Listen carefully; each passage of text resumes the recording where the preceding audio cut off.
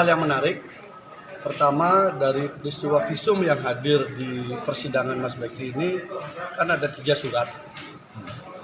Dari analisa ahli menyebutkan visum tersebut tidak bisa memenuhi syarat untuk visum yang dijadikan alat bukti karena dia melanggar syarat formil dan material. Pertama, ada perbaikan. Itu disebutkan kalau sudah launching, yang namanya visum itu harus tetap bertahan, kemudian berubah. Oh, berarti itu cukup 1 kali saja itu Ya, sebetulnya? 1 kali visum itu. Karena itulah perlu diproses secara lebih hati-hati. Sementara dalam kasus ini kan muncul 3 visum, ya surat visum itu. Kemudian yang kedua, yang menarik adalah ini berkorelasi dengan saksi fakta sebelumnya yang mengatakan bahwa korban sudah pernah berhubungan dengan pihak lain. Oh, pernah ya? Yaitu soal robekan. Ternyata saya baru tahu secara medis kalau robekan itu menuju angka 4, 5, 6, 7, 8, 9 itu robekan yang muncul karena proses rangsangan. Tetapi kalau robekan itu 10, 11, 12, 1, 2 itu karena paksaan. Artinya kalau dia pemerkosaan maka pasti dia akan muncul robekan itu di angka yang tadi 10, 11, 12, 1 dan 2. Tapi kalau rangsangan pendapat ahli tadi dia akan muncul 4, 5, 6, 7, 8, 9. Sementara hasil visum itu 2 merujuk angka 6 dan 9. Dan itu sudah lama kan, robekan lama bahasanya. Jadi dari pemahaman itu kita semakin yakin visum itu tidak memenuhi syarat, dan juga kalau toh angka itu dianggap benar, itu pun juga tidak ada konteks pemerkosaan karena konteksnya di situ adalah ada rangsangan, dan itu linier dengan pengakuan 2 orang saksi yang mengetahui bahwa yang bersangkutan sebenarnya sudah pernah berhubungan dengan pacarnya sebelumnya. Kan ini kan berkorelasi jadinya kalau kita gabung-gabungkan itu. Nah, kemudian ada juga penjelasan terkait dengan visum, terkait perkembangan zaman menggunakan fotografi forensik, yaitu foto, yang mana tadi kita tanyakan, karena kan di visum yang kedua, ketiga, yang 2019 kan ada foto, tapi tidak ada identitas apapun.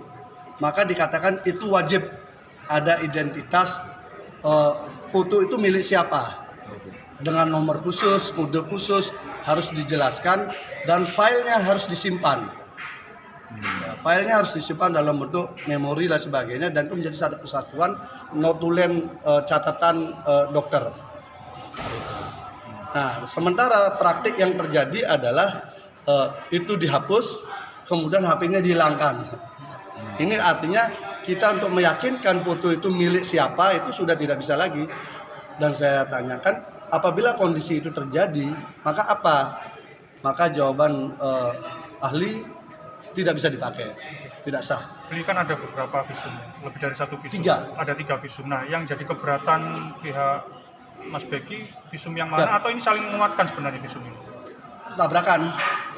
Secara formil, pelapor ini 2019, ada visum 2018. Sementara syarat untuk melakukan visum itu adalah orangnya pelapor dulu korban, baru berproses. Bagaimana 1 tahun sebelumnya sudah ada visumnya? Nah, itu satu. Otomatis ini yang dipakai jaksa di dakwaan. Tetapi di persidangan jaksa menggunakan yang 2019. Di 2019 ada 2 visum. Satu dibatalkan dengan surat pernyataan, lalu diterbitkan visum. Tetapi visum yang terbit ini tidak membatalkan visum sebelumnya secara hukum. Sementara detailnya pro justisia. Dan ada kesalahan tanggal, kesalahan rujukan surat. Jadi 3 visumnya memang nggak memenuhi syarat. Lalu untuk meyakinkan lagi, JPU mengambil rekam medik, disita rekam mediknya. Ternyata rekam mediknya tadi kita tanyakan soal fotografi forensik itu melanggar juga. Jadi akhirnya memang secara totality visum memang tidak bisa menjadi alat bukti surat untuk di kasus Mas Beki. Terakhir, kesimpulannya adalah kalau tidak ada unsur paksaan, artinya ini suka sama suka atau bagaimana kalau dari sisi Mas Beki? Enggak, itu berarti si korban yang divisum itu robeknya itu karena dia terkena rangsangan.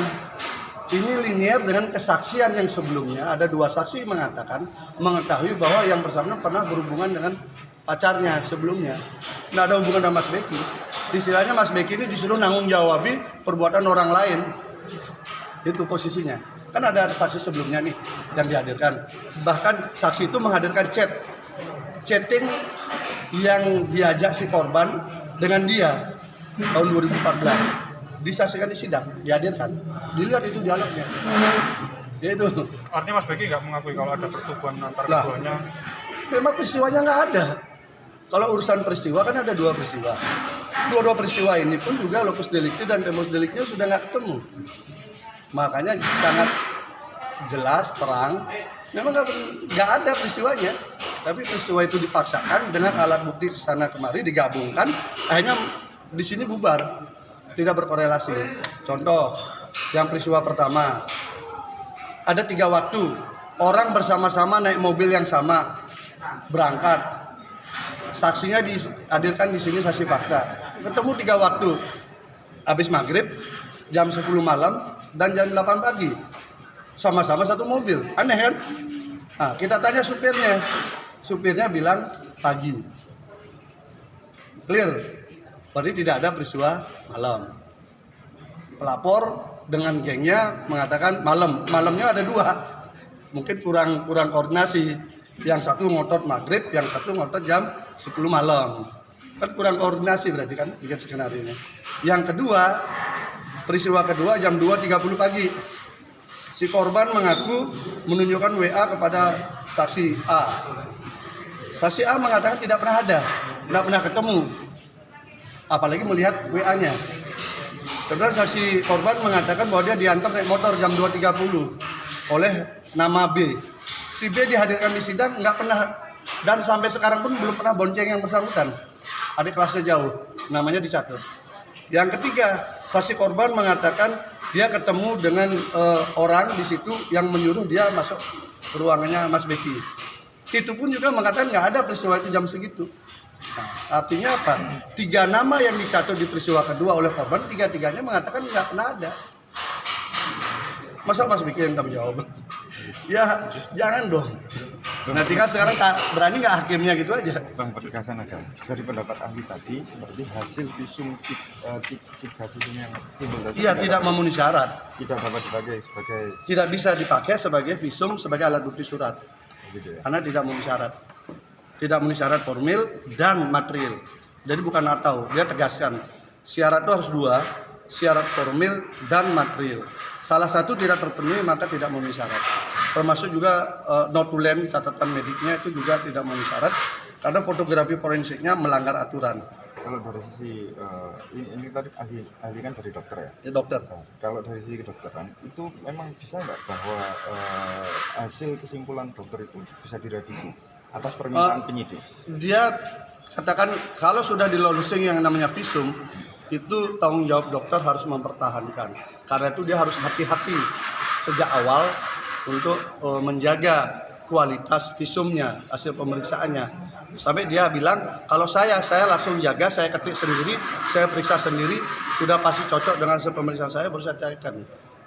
Jadi sampai dia tegaskan begitu, memang harus begitu buat visum. Jangan bisa berubah-ubah, karena apa?